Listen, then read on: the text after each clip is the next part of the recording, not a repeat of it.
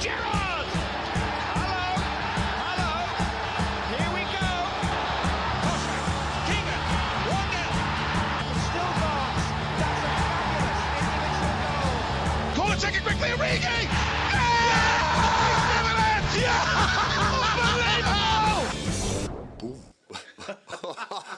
Hello and welcome to the Liverpool Way podcast, which we're recording after a fairly routine, uneventful dismantling of Man City at Anfield that saw the Reds move 11 points clear of Lance Armstrong FC and maintain a 9-point cushion over Arsenal and Chelsea.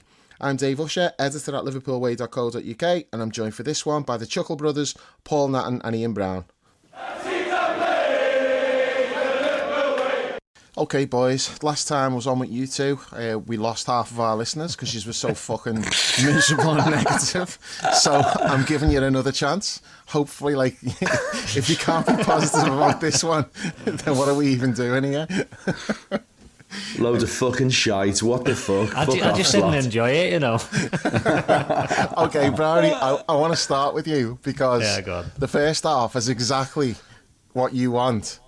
Yeah. And then the second half was kind of like where we were more pragmatic and we sat in, let them have the ball and then picked them off on the break, which worked a treat, by the way. But what are you making of that performance then? I'm completely fine with it. I mean, as you say, the start was incredible. Honestly, though, the start was unbelievable, wasn't it? Like, yeah, it was, yeah. Back then we were talking about you've got to use the power of Anfield, and we've certainly done that this week, haven't we? Fucking unbelievable. Mate, I loved how we just went right after them. I mean, what I wanted to talk about today, you've said it yourself there, Dave, it was complete performance, wasn't it? It wasn't like we just went and played in one way. We picked the moments when to do that crazy, high octane stuff, and then we picked the right moments to let them have the ball. I mean, even though we sat in, I'm starting to get more comfortable with it now. I think it's just took a bit of time for me, for us to cede possession and sit in. You'd always worry because in the past, whenever that happened, we creaked a little bit and other teams would create a chance. But now, I was totally calm second half. I'm never going to love us sitting in and letting the other team have the ball, but I could see that was the right thing to do at that point in the game because they were playing so high and then we were just pinging it over the top and then time and again we were getting through. So, there was actually thought behind it. It wasn't a case of a bit like the Chelsea game where they kind of dominated the game and it wasn't really what we wanted. This was more like we've already done the damage we needed to do. You can have the ball a little bit. You've got no confidence. You're not creating anything and we'll just, get you on the counter every time. It was fucking great. That was the best thing about today for me is the fact that you saw so many different styles all wrapped up into one game. Yeah.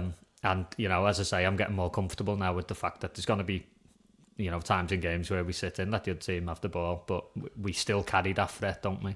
Yeah. Like, we're always going to have that whenever we win the ball back that we can go and hit you. It's just fucking boss. I mean, what a week. I can't get over it. Like, I mean, Slot after the Southampton game, you could see what the narrative was going to be in the training ground before this week. He's saying, right, okay, it's great, you've started really well, but now you're playing against the European champions and you're playing against the team that win the league every year. You've got to do it against them. And the players have just turned around and gone, okay then, there you go. Yeah, it's just unbelievable. And the momentum's building. I mean, I was walking out on Wednesday night and as I was going down the steps of the Cop, there was just some random fella stood there and he just, caught a glimpse of each other, made a bit of eye contact, and he went, "There's something special brewing here, mate." And I was like, "I know, mate. You can sense it, you can feel it." What I love as well is like we're strangling teams to death. It's not a case that we have to kind of score when we're on top. It doesn't really matter if we don't score when we're on top. We have loads of different ways of hurting teams now.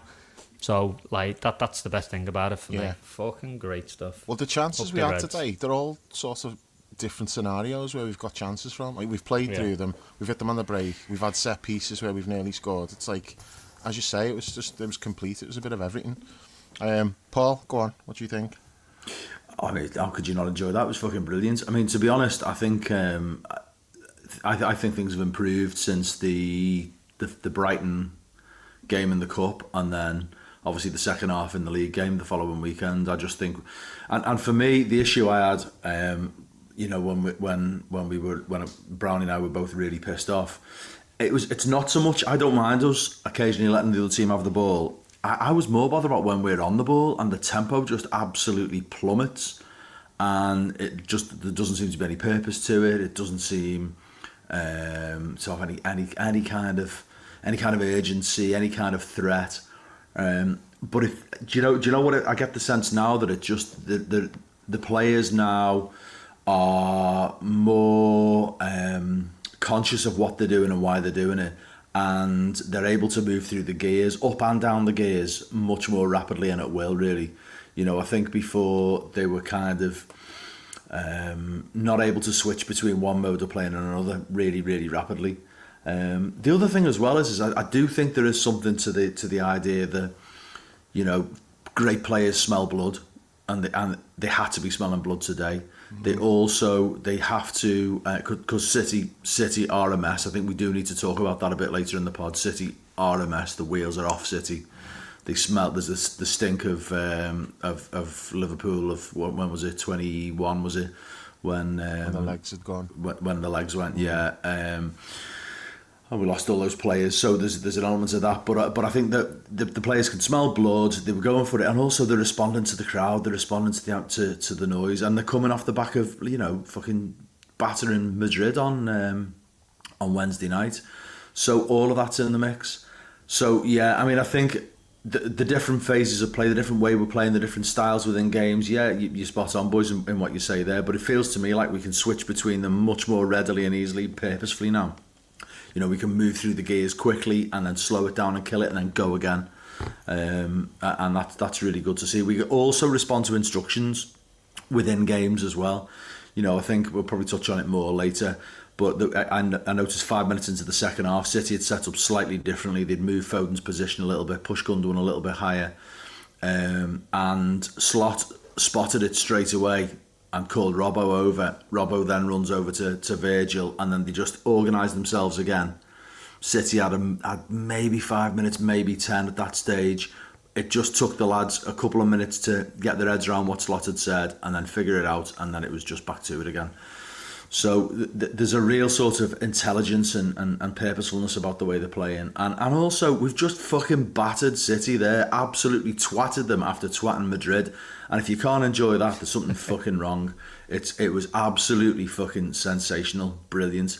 Love seeing fucking Guardiola, seeing his arse. Love seeing Robo-Cunt absolutely fucking gormless, loping around aimlessly. I mean, Virgil, did you get onto Virgil like at one moment in the second half? Sort of like he stretched. I think he thought he was through Haaland, and Virgil just put his foot out. The ball coming out of the air. Virgil just put his foot out and took the ball out of the air, and then left sent Haaland for the echo, and then he just let a little flap of his hand, like he was like flies on his shoulder sort of thing in Haaland's direction. I thought, yeah, master and apprentice, mate, master and apprentice. Yeah, then he got caught sniffing his own farts. And I was going to say, let's not talk about the Cruyff turn. You know what? I owe Virgil an apology, though, to be fair, because I did say last week, after what he did against Southampton, I was like, there's no way he'd ever do that against Man City. It's complacency. I'm sorry, Virg, because he did it against Man City. I was wrong. But I mean, overall, it was fucking. I mean, you must have loved it as well, Dave. It was you and John must have been bouncing, sitting together there watching that. It was fucking great, wasn't it? Yeah, it was great. I mean, I think like the way the game started, I was just really interested, especially after seeing their team selection. But I kind of knew what we were going to do. You know how we're going to approach the game, but I didn't know what City were going to do because of the run that they've been in. Players who are missing, players who are just coming back. The confidence is down. And I was wondering how he was going to approach the game. And I felt like the reason why Slot went with Diaz through the middle rather than Darwin was, things like that is to do with what we want to do tactically. And it's to do with who we're playing and what they're going to do. And I felt like he wanted Diaz because he'll come deep to pick the ball up and turn, and it gives them like a different problem than someone running in behind. So I think like that was based on his approach to the game was based on what he thought City were going to do, and I don't know if City actually did what he thought, or because it was a bit of a weird lineup the way they had. Núñez was playing on the left, what's his name, Rico Lewis was playing on the right, and then he had centre midfield like Dan's boy Gedongan and Bernardo in the middle, and it looked weird. It looked weak as fuck. And I'm looking at that going, that looks really weak, doesn't it? And then Foden's just sort of playing nowhere. He's just like in the middle of the park, just drifting about, not really doing anything. And then you've got the cave troll up front, just getting absolutely no service at all. But the way they started the game, I was shocked. I was watching them and I said to John, this is surreal. I feel like what I'm watching here is surreal. It's like they get a goal kick and the keeper would just like tap it to Diaz, and then he just put his foot on it and he'd be standing there going, okay, come on, like drawing us in. But then every single time they played the ball at the the next pass when it got played into midfield, we took it off them without fail, and then we're on them and we're attacking. I'm like, what are they doing? Why are they like still doing this? And they did it for like 20 minutes, and every time they were doing it, we were just taking the ball off them, just bullying them and just robbing just the ball. Couldn't cope with the intensity of our press, could they at all? It was absolutely just, it was so It was weird. like watching a team now who can't do that. They haven't got the players to do it. You know what I mean? Yeah. Like a lot of people talk like about Southampton. Yeah, exactly. That's what I was thinking. Burnley last year. You're thinking, what are you doing? But this is like Man City. This is what they do. And normally they get away with it because they're good footballers. But they were making so many uncharacteristic mistakes, I thought. Like balls were bouncing off them, like touch of an elephant, and just getting like out hustled every time we went into a 50-50 or a duel. They were coming out worse off. But look at the physical difference though, Brownie. It's like it's huge. no surprise that was happening. Oh yeah. Like, we just ran all over him, didn't we? And Enrico Lewis, who's about like 5'5", and we were just swarming all over them, just like shrugging them off, just the physical side of it. And that like their outball, really, they were trying to get it to that Nunes on the left, but he wasn't really getting any joy out of Trent. He's fucking shit. Trent was taking it off him and then just starting attacks for us. It was like, we dodged a bullet there, didn't we? We were interested in him, weren't we? Fucking hell, he's But then, shite. in fairness, we wouldn't be playing him in that sort of a position. He would have been playing to his strengths, which his strengths are like running through the middle with the ball. He's really good at going past people and driving into the box. But the problem is, it's one of those again where like City have just bought this player who doesn't fit what they want, and then they'll spend 12 months coaching him out of all the things he's good at and trying to get him to do something else, like Grealish. Yeah. Yeah, well, I was just going to say, meanwhile, the guy they spent 100 million on, who plays on the left, is sat on the bench. Do you know when he came on, I said to John, I was like, Grealish looks like a Soccer Aid player. He looks like someone who was in a boy band 10 years ago and now he's playing in Soccer Aid. Do you know what he does, doesn't he? Yeah, just like the really tight does. shorts and like he looked a little bit overweight as well. Yeah, he does, and with like, with the hair and the hairbands. He just looked like he was playing in a Soccer Aid match. And it's like they paid 100 million for him. And to be fair, he was fucking brilliant when they bought him. At Aston Villa, he was a brilliant player. But they sign these players and then he just coaches them to do something completely different. And, it's like that Nunes just looked like a fish out of water, I thought. But it's not that he's not talented, but like, he's playing him on the left wing. I just think that team selection played right into our hands because they were a lot more dangerous. Not that they create any, but they were more dangerous when they brought the two wingers on. The lad on the right did fuck all, to be fair, but Doku was at least a bit of a threat. And that was like the first time in the game where really I was thinking, okay, we might actually have a game on our hands here. They might do something. They didn't. Queeves only had one save to make, which comes from Virgil's mistake. Other than that, he doesn't have to do anything because we just defended so well. But the first 20 minutes of the game was just mental to me, and we could have scored 3 or 4 in that 20 minutes. Those two headers from Virgil. The first one that it's the post, a great header. It's really unlucky. Yeah. The second one, I can't believe Jesus Christ. That. I haven't seen it back. I need to see it again, but I can't believe he missed that. Like, everyone in the ground was celebrating. He was fuming with himself, absolutely fuming. He was shouting how to himself as he was walking away. No, Dom had a great shot as well, didn't he? Dom had a great shot in that period when we could have gone 3 or 4 up, I think, in within a space of about 10 minutes. It was mad. He started the game like a fucking train. He was brilliant. Fucking right. First half, he was brilliant. Do you know what? Second half, he was good. First half, Dom was great. Just once, I saw something from Dom today that I've not seen before. And, we've talked about him being Hungary's captain. We always use that as a reference point and that he does really well for his country.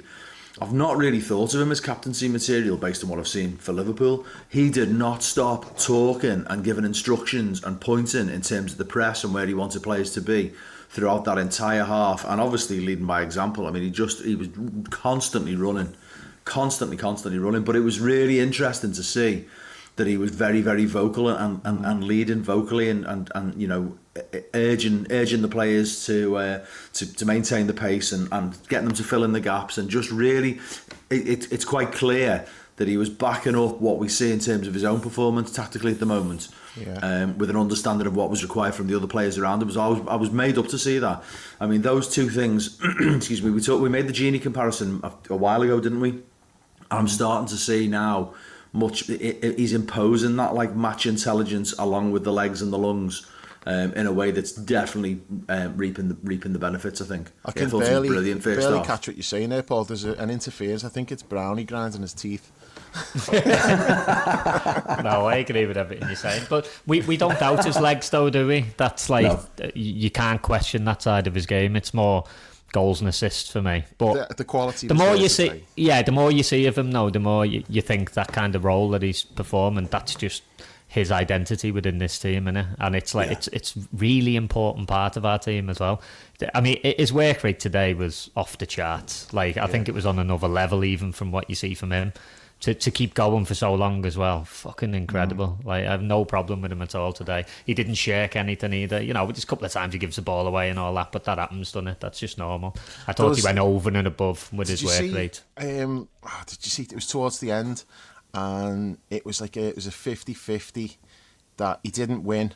But if he had won it, we were on a break with 4v2, and I think it was with Rico Lewis, and he didn't win it. He didn't. I wouldn't say he pulled out of it. He didn't shit out, but it's one way you think, oh, you've got to win that. You want him to win it, yeah. And he didn't. But the funny thing was, after he didn't win, I think the ball goes out for a throw-in, and he turns around and he's like whipping the crowd up. I'm like, hang on, mate, win the tackle before you start doing that.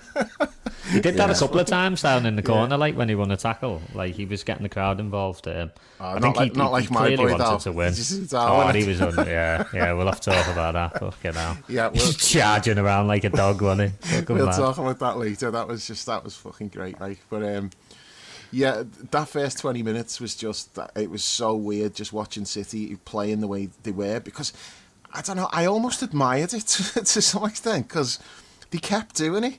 And eventually, like after about 20-25 minutes, like the wave of attacks that we were doing, it sort of dried up a little bit, and they played themselves into the game a little bit more. Not that they were really doing anything, but the game suddenly was getting played 30 yards further up the pitch than it was in the opening 20 minutes.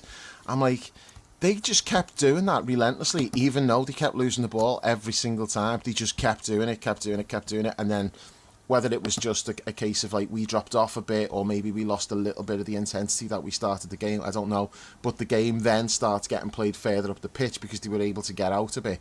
But we were still creating chances. I mean, like, they were lucky though. The game should have been done by that point. That's the thing, isn't it? You know what I mean? If it's any other team, you turn around and you rightly criticise them and say you just kept playing yourself into trouble. Who the fuck do you think you are? I know it's a different team, but even, you know, every team goes through a sticky spell and has a, you know, like a bad run of games and bad run of results. Think about how many defeats they've had. Like, and that's where that's what I liked about us though, is the fact that we show different ways of playing. They never show a different way of playing. No. Their way's clearly effective. They've won so many things, you know, you can't question it. But what you would say is when things aren't going well, what's your next thing? What's your plan B? And they just didn't have one, did they? They just kept doing the confidence looked like it was on the floor as well. Definitely. But especially just on that point you're making, Dave, you know, they go a goal down after, 10, 12 minutes, whatever it was. And then at that point, you don't know whether it's just kind of like, you know, they're dealing with the psychological burden of what they've been going through, and it's almost the fear that means that they just kind of like feel they've got to stick to the plan and keep doing what clearly isn't working. It was weird, like when they're a goal down and they keep doing that and they're not getting out and they're not getting anywhere with it. It was just, and also I thought that, I mean, you talked about the mismatch in terms of power with the smaller players like Lewis and Silva, but I also thought you could see that the legs weren't there for a lot of those players as well, just a general fitness thing. You know, and I just thought, I don't know where you're going with this. I don't know why. As you said, it was bizarre. It was really, really strange. I didn't see how they were going to get anything out of the game like that. In fact, I think apart from the De Bruyne moment when Virgil did the little fuck up, I think they might have had, from memory, only one shot on target in the entire game, and that came about when Silva shot wide, and it just hit Robocunt, and it just trickled towards Queeve. And that was it. And it was going on target, but there was all the power to come off it. I don't think they barely threatened at all, did they? No, I mean, it was pitiful. There was nothing there. No, there wasn't. There was nothing to it at all. It was. I don't know. They are.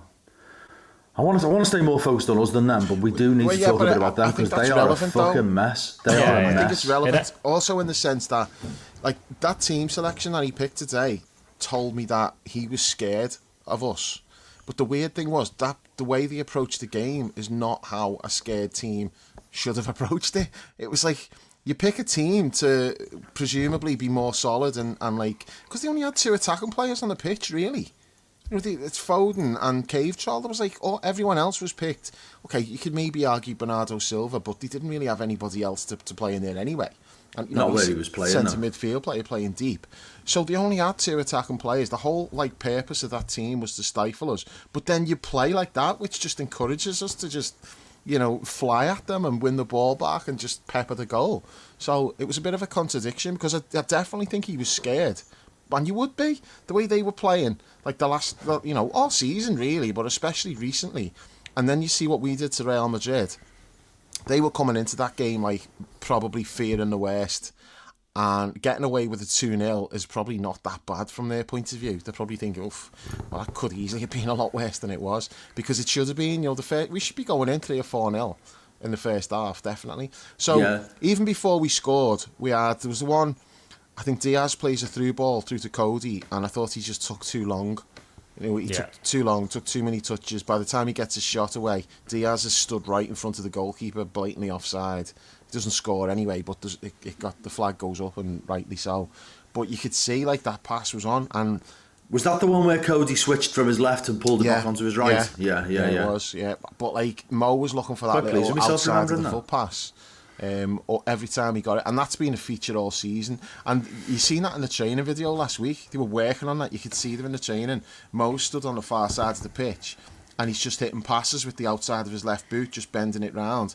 And we had different players, like I think there was Curtis, Dom, Darwin, who were all running onto those passes from Mo in training. And we're seeing that in games. Mo gets the ball like around the halfway line, and he's immediately just looking for runners around the back, and then he's just bending it with the outside of his left foot.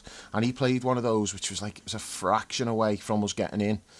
The ball behind looked like we were going to catch them out. We were catching them out with the high press. We were catching them on set pieces. And it's like, goals could come from anywhere here. Like, it was just fucking, it was like the Alamo for them, wasn't it? And then we only scored the one. Cody does love a back post tap in. We said that before. Just stealing in on like from the left back post. What about Trent's fucking pass though, Dave? With the fucking backspin on it. Jesus Christ. He did 2, didn't he, in the first half? He did 2 fucking incredible passes. But yeah, that one, like, he just fired it into the corner. Absolutely unbelievable. And then Mo's pass across the... I mean, fucking hell. I talk about eye of a needle. Yeah. Fucking unbelievable.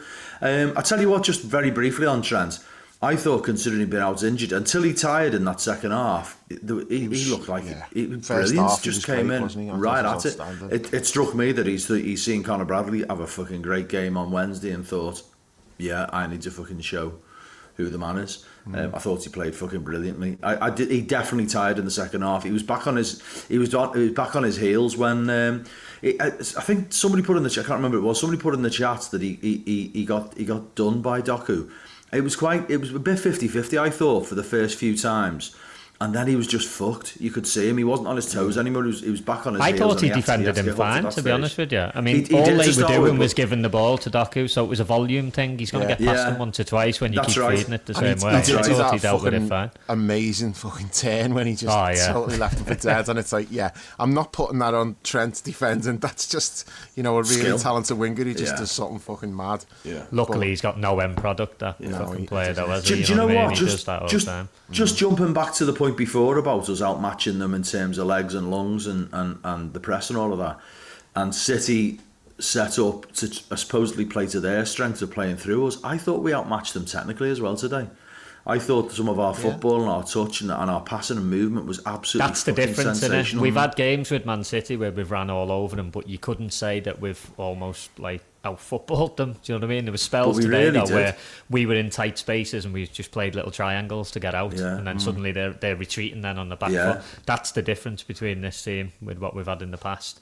If you do press us high up, we can get out from anywhere. We can get out from anywhere. Also, there was one of the turns by Grav. Your boy, he's fucking brilliant. Brilliant. One of them. There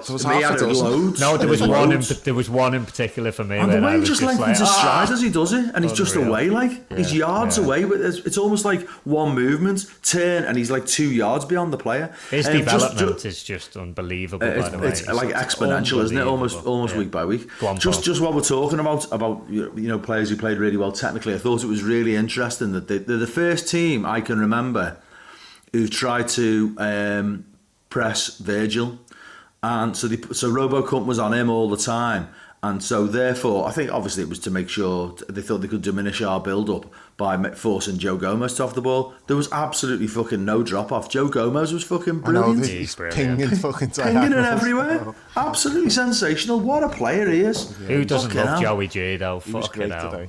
He's absolutely superb. And it just struck me as bizarre that they kept going with that. And I'm just thinking, well, why are you persistent with this way of playing? Because we're just doing exactly what we want on the other side. At least try and change it up a little bit. You would always be worried about those big diags, wouldn't you, from Verge into Mo? That's a big part of our game. So they've obviously looked at it and thought, if we can stop that.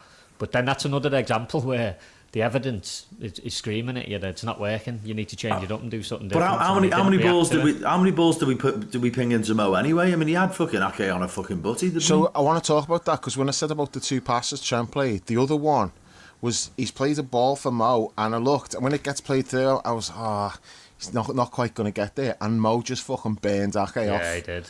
He made up about he's a couple of yards behind him when he starts running, and he gets to the ball first, and Ake makes like a full stretch tackle to take it off his toe, but Mo actually outpaced him, got the ball first, and was in on goal until it's a desperation tackle where he wins it. But I was like, oh my god, the fucking speed out of Mo there. Either Mo was really quick, or Ake's not quite, because he's been having injuries now. He's saying he's not fully fit, whatever. But you could see it there, because Mo was not favourite to get to that, but he did. Yeah.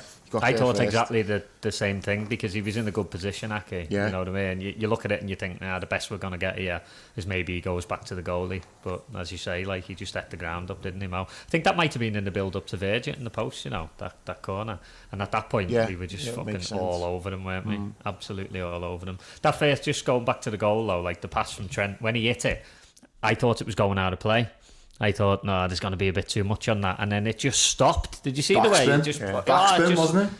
Yeah, it just put the brakes on. Perfect. And then, as you say about Gakpo, he's another one who this season for me, the development from him is unbelievable. I know he's playing in his favourite position now. You can see that he's just got so much more confidence about him. He played in that position before and never looked like this. So it is the development. He was changing now. He was. He'd have a couple of games up front. Haircut and beard, that's what it was. Honestly, there's a lot to be said for that, though. He now knows that's his position. Well, there's always something to say for that. Let's not talk about hair. It's not a great thing. No, I just think he's nailed that position down. And the debate this season's been about him and Diaz is doing so well now, playing as the 9. We have to start thinking about, hang on a sec, how many more games can we play him there? He looks fucking great there. I think he looks so much better there than I expected. I thought that's just a temporary thing, whilst we're waiting for Jota to come back. But now he's he looks really good in there. Just the ball just sticks, doesn't it? He's got, he drops in, he kills it, he spins away. All that energy he's got, fucking brilliant. A totally different style to Darwin as well. So it's good to have those different kind of ways, to have your number 9 playing. Fucking great. Yeah, the options we've got to be able to just chop and change things up front. I mean, and we've still got 2 players to come back.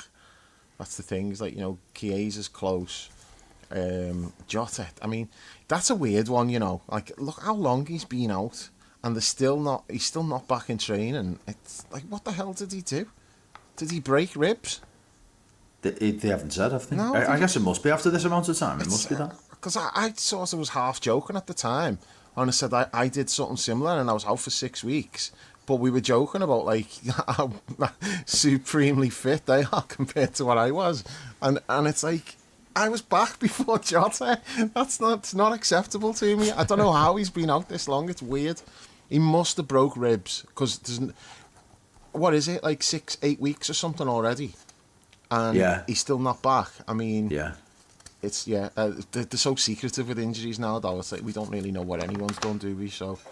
Yeah, I just thought he'd be back after the international break. Yeah. That's what they kind of hinted at, and then every week he just says, "No, he's not ready yet. Not ready yet." It's a bit weird. Isn't it?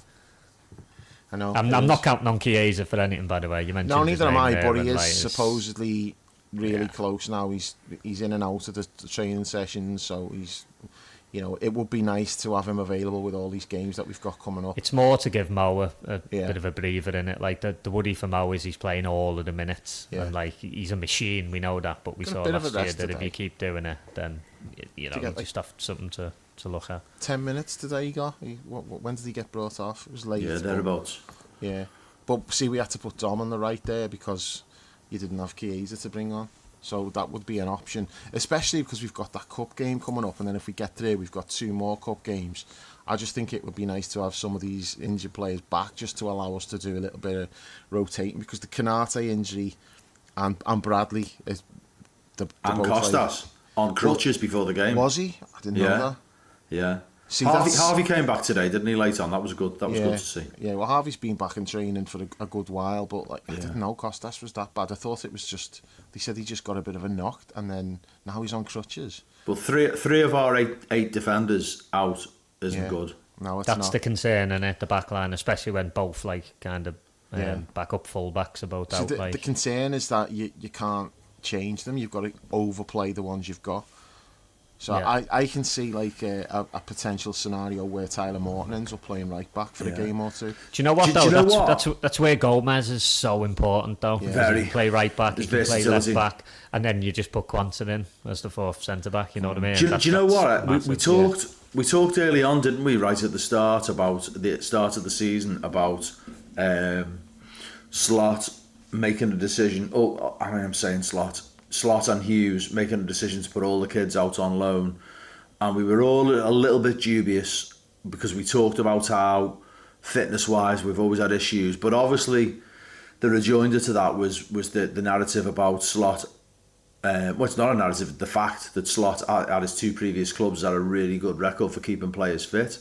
Yeah, it's not. But that has not been borne out, and I just, my view is it's not about the manager particularly now. No. It's about the nature of this competition, the intensity, the pace of the Premier League. It's not just us, is it? It's so much more demanding, and I think I am slightly concerned now that we haven't got any young kids who could come in, particularly in the fullback positions. That's a worry that they're all out on loan.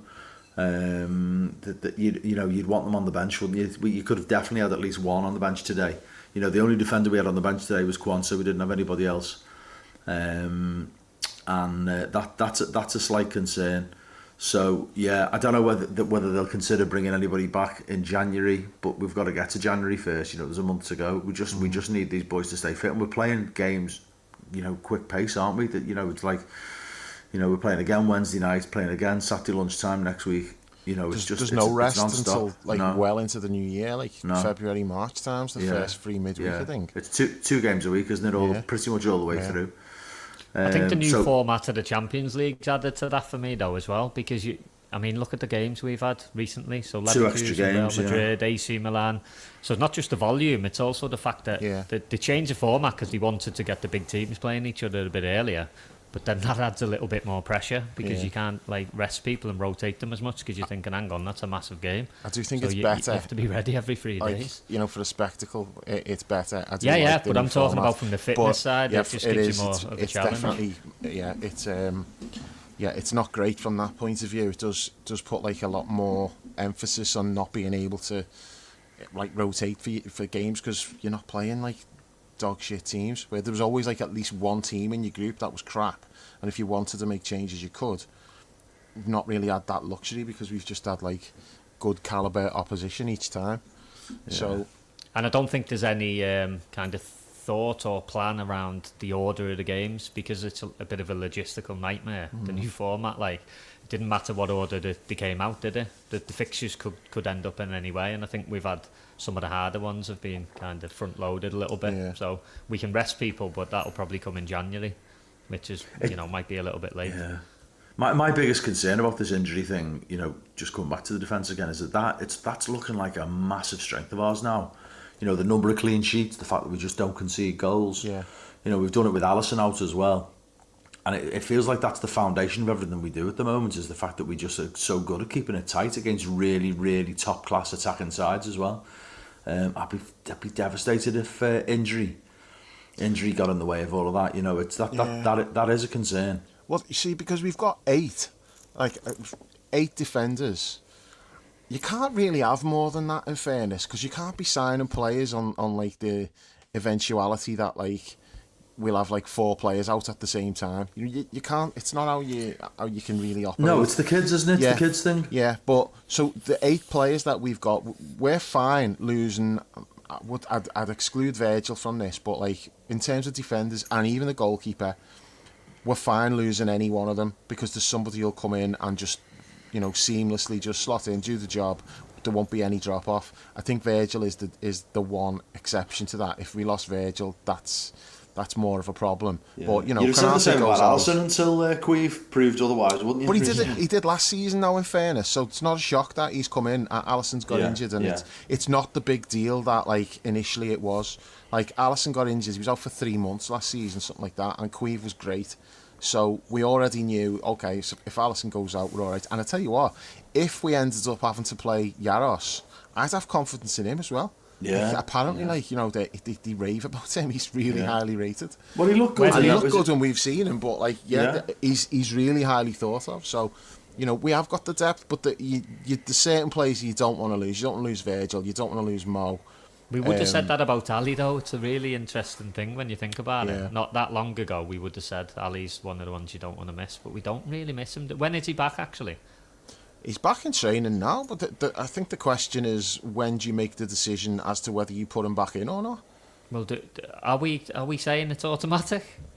Do you know what? I don't want to sound like an alpha. Slot is, isn't he? Slot's saying it is. I know he has, and he probably has to stick to that because he was backed so off a little bit, with though.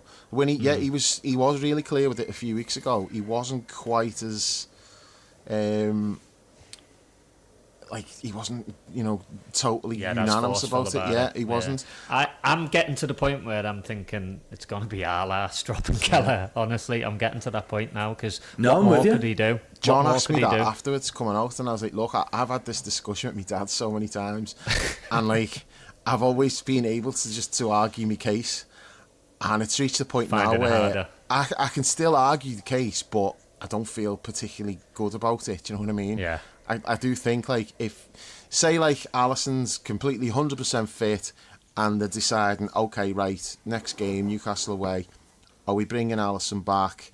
And if they decide, yeah, we are, I think if you leave Kelleher out after the week he's had, 2 clean sheets, and he's played his part in that. I know he had hardly anything to do today, but when he was needed, he made a save from De Bruyne. Saved the 1v1 at a key part of the game. Exactly. Saved the penalty in the week. Rock solid with his feet. He's part of the build-up play. Never gives the ball away. Like, really good on that side. Cool-headed. It's like, if you did drop him, as you say, it would be proper arse. It's not a decision I would want to be making, because ideally, you Alisson's best keeper in the world. You'd be like, he comes back in and he plays. But I don't know, what message does that send out to everyone else? If someone's playing I'm not comfortable that with. Well, and then, but then it's like, well, what are you doing? Then you're waiting until he makes a mistake and say, right, that's it, you're out now. Whatever way you look at it, I don't know. think there's a right answer. Whatever you do, there's not. That's why I don't envy. You just have to trust them to make the right decision. They're better qualified to do it than we are. Like the goalkeeper coach and Slot and all that. Let them make the decision. But if he gets left out, I will feel really sorry for him, because he's been so fucking good. Yeah. Not that we saw him in the first half. He's just had like nothing to do.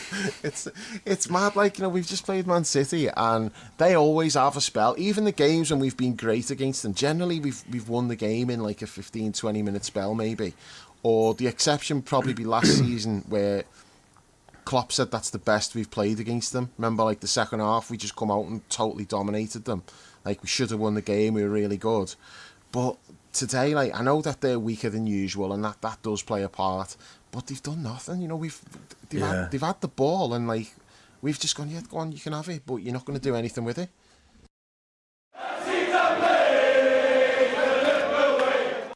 You can subscribe to the Liverpool Way podcast on all the major platforms, whether it's Apple, Google, Spotify, Amazon or Podbean. Just search for the Liverpool Way, leave us a review and hit subscribe to automatically receive all new episodes. You can also head to liverpoolway.co.uk and grab a TLW season ticket for just £3 a month. There's tons of exclusive content, including match reports from every Liverpool game, weekly Premier League roundups, the TLW diary and access to the members-only forum. Lastly, you can follow us on social media at The Liverpool Way on Twitter and at The Liverpool Way TLW on Instagram and Facebook. I tell you what though, don't you think we defend the penalty area fucking brilliantly? Are you onto how narrow we defend? And it's like, if you watch, particularly, you could see it more clearly, I think, first half when we were attacking the Kop. There was a couple of, they didn't have many moments, but we just, even when they were they had like Nunes who was trying to go out to the left, we would, until he actually till the ball came to him, we stayed, it's almost like the width of the penalty area that we were defending. And then also very, very brave when they're all their intricate, you know, in the second half when Doku was taking Trent on and like he was linking up with, I think Foden was in there and I think Silva was coming forward a little bit as well. And we were more than happy. The ball went into the sort of the edge, inside and around the edge of the penalty area. We were more than happy to just, with numbers, flood it, but also nick it and put a foot in and just take the ball. Yeah. Like we're really, really confident and cool-headed in how we defend, and just have numbers in there. We're very, very hard to score against for all sorts of reasons, but that's one. You can, you know, teams play in different ways. Against us, and a team like City who will try and play through you, it's dead hard to get through because there's so many bodies in the way, and bodies who are not just kind of like blocking off, they're prepared to nick it, and they're playing little triangles around them. You take the ball and they're not just hoofing it away, they'll knock it short inside the penalty area, take it back again and play it out. So sometimes fucking brave. Playing the ball into what you would perceive as being a risky area to attract the pressure to then bounce it back out again. We've been doing that time and again. I absolutely love it. But it's not risky when it goes to your boy though, and he just fucking tears and glides away from people. There's no risk there. Come on, let's just talk about him for a second. I know we already have, but can we just do the next hour on him? He's just fucking outrageous. Is there a finer sight than him getting the ball out and just turning and just putting the afterburners on and running away from someone? It proper just like gets me up, you know what I mean? Darwin's celebrating a tackle in front of the Kop. That's a finer sight. But no, it is a great sight. It is. Oh, I think he must be the most improved player I've seen in a short space of time since my boy Jimmy Traore went all the way to the European Cup final. It's just like, it's mad how much he's improved from last season. And it's not like he wasn't shit last season, but he just seemed like, lackadaisical's not fair. It's not fair to say, look, lackadaisical last season. It's not totally unfair either. He looked a bit lost to me. A little like I was going to say little boy lost. He seemed a bit overawed. He seemed a bit bewildered. And like this season, it's just, and it is, as you say, Brownie, I mean, there's lots of good things happening there, but it's becoming a trademark that like nick the ball, spin away, and like one stride, and it feels like he's like 3 yards away from the player with one stride. It's mad, between bamboozling them with the turn and the technique and then the length of the stride, and he's gone. And then his use of the ball is clever as well. He knows when to hold it, when to carry it, when to lay it off. Did you see the interview with him on Men in Blazers this week? Yeah, I was just going to mention that. He got asked about the turn, didn't he? Because he kept asking about it. He was buzzing off it. No, I've not seen it. He's a buzz as well, like that boys. guy.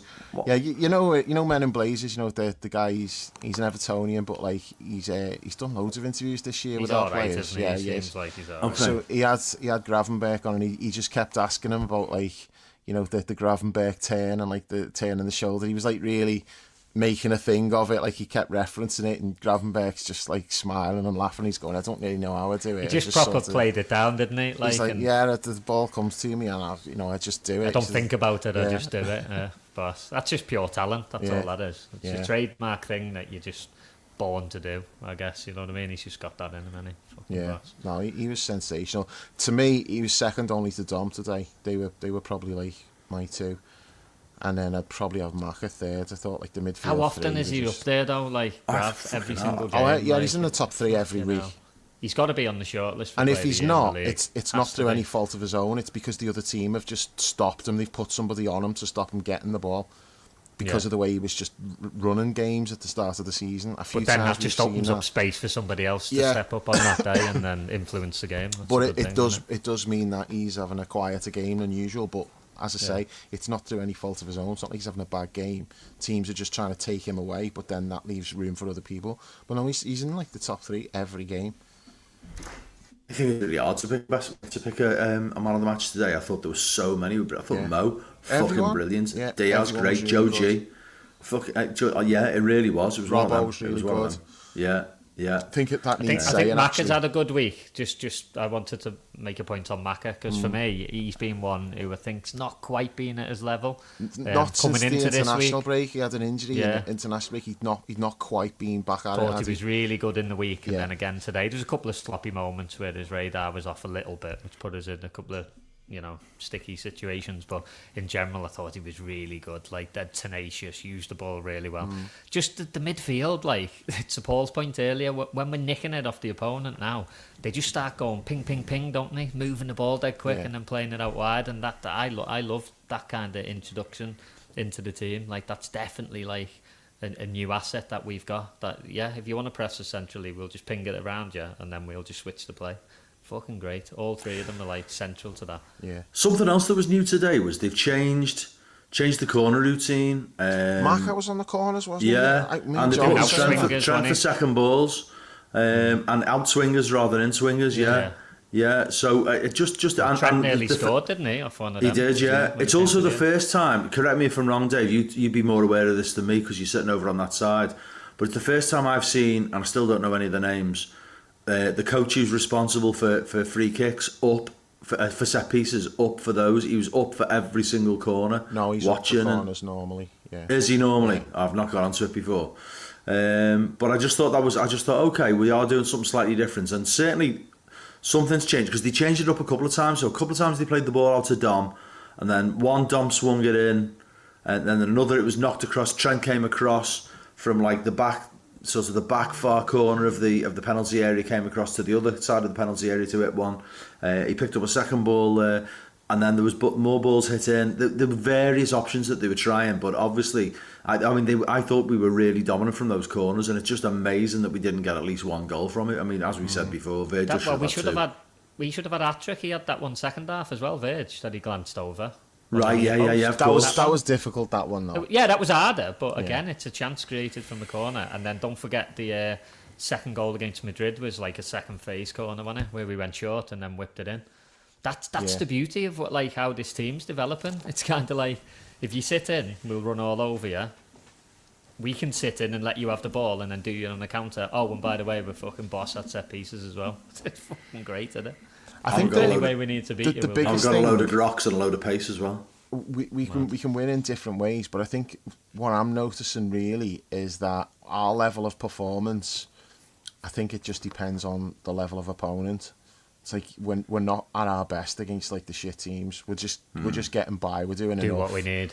And then when we need to be like really raise our performance because we're up against a better caliber of opposition, that's when like you've seen the best of us. So like Leverkusen, Madrid, City, those type of games. And we've had loads of games like Palace, Wolves, Southampton, which have been Southampton was just self-inflicted. It wasn't really that we played badly, but Wolves and Palace they were poor performances, but we've done enough. We've got the win. Yeah. But I do think there's an element of that, like where we sort of lower ourselves to the level of opposition and just do enough.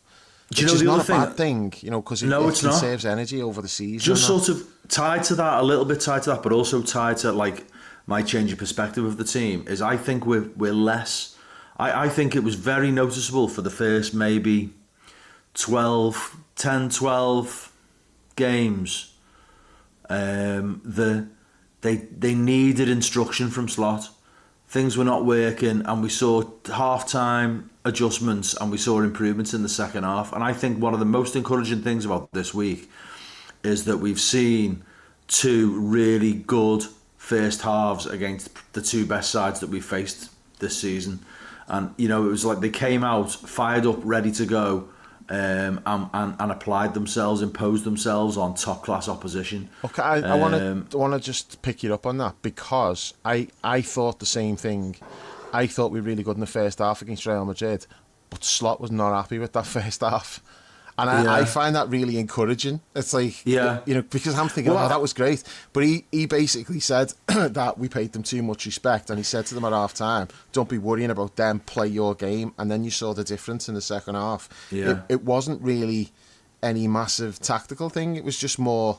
It felt like the first we were just half. doing things a bit higher up the pitch, I thought. I agreed with him, if I'm honest. In the ground, I was actually saying to the people around me, we were showing too much respect. Because for me, you could see within a minute or two, Madrid were happy with a point. They did not come to win that game. They were fucking shit scared of us. I think in the context of who we were playing, I think my point still stands. That doesn't. I'm not disputing what you're saying there, Brownie, or no, you're spot on with the trend. The trend was early in the season that we needed to get to half time, make adjustments. Whereas now, I think what was impressive second half against Madrid.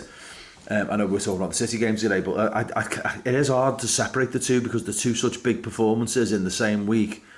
Both at Anfield, and they're both sort of they're two statement wins, aren't they? They've put a stamp, I think, on this opening period.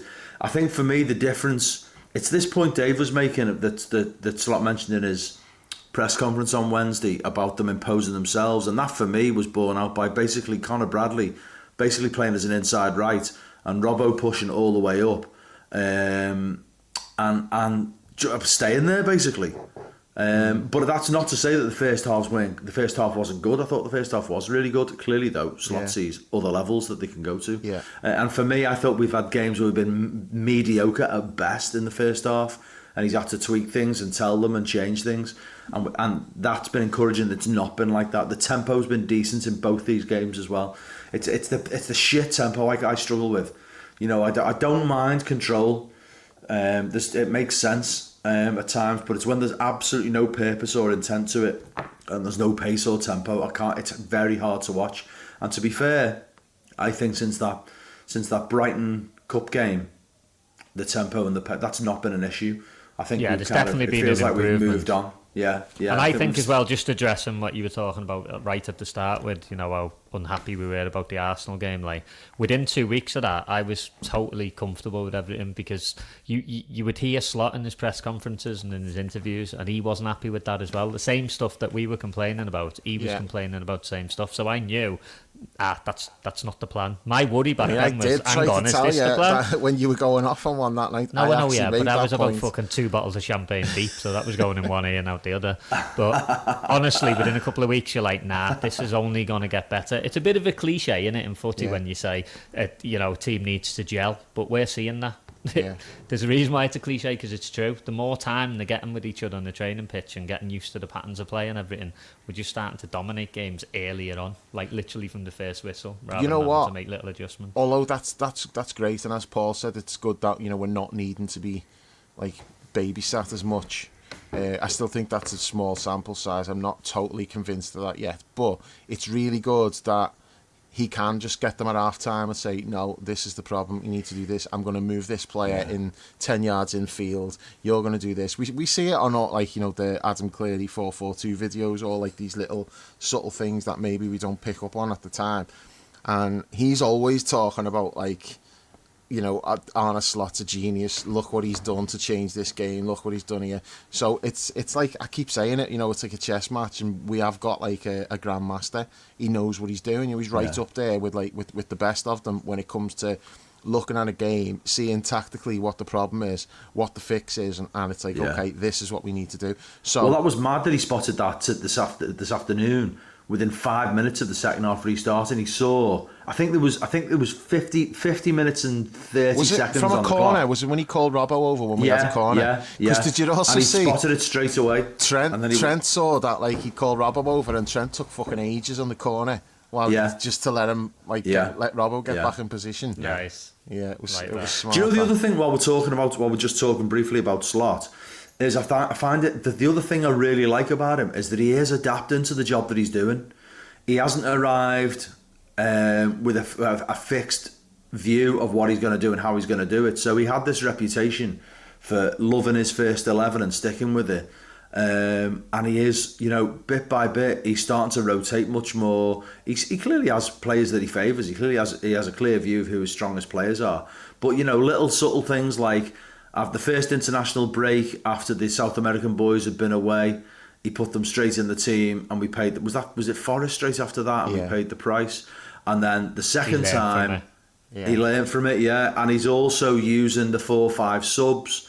He's changing things up. He's rotating, and I think he is recognising the demands of the league. It is different to being in Holland, and to be fair to him, he's saying that as well. He's talking about that. All the way down the table, there's quality. Every team has got a manager who can put a really good tactical plan together, and every team plays with intensity, and every team has got at least one or two really talented indivials. It's that straight talking Dutch thing, because he's basically saying like the bottom half of the Dutch league's just fucking shit. And he'd never had to worry about them at all. But he's being honest, and like, it's true, teams in the bottom half here, if you're not at it, pretty much any one of those teams in the bottom half are capable of beating you, because they've all got like, well, not all of them, but like the vast majority of them have got some really talented attacking players who, if you're off the pace a little bit, you're in trouble. So, we've seen that, but we've just been able to... We've not been great in those kind of games, but the big games, when that was the test, that's when everyone was saying, you haven't beat anyone, let's see what happens when you go into this run of fixtures. Look at the run of fixtures that we've had, and look at the results now. So, and the thing is, though, it's still like we're still in the middle of it, because this is a big week as well. Newcastle away, coming off these two games, that's got letdown written all over it. It's like that could potentially be. Should we talk about second half? Chris is going to be losing his mind listening to this. I know, onto Newcastle. But before we get to the second half, I need to tell you about like something that happened in the first half. So there's a guy who's sitting like 2 rows in front and a little bit along. Never seen him before. He's like not the fella who was talking your boy down. No, it's not. He wasn't there today. Well, I never heard him if he was. Lucky for him, This fella, this is some fucking big baldy bastard. And he sounds like a cool guy. No, he wasn't.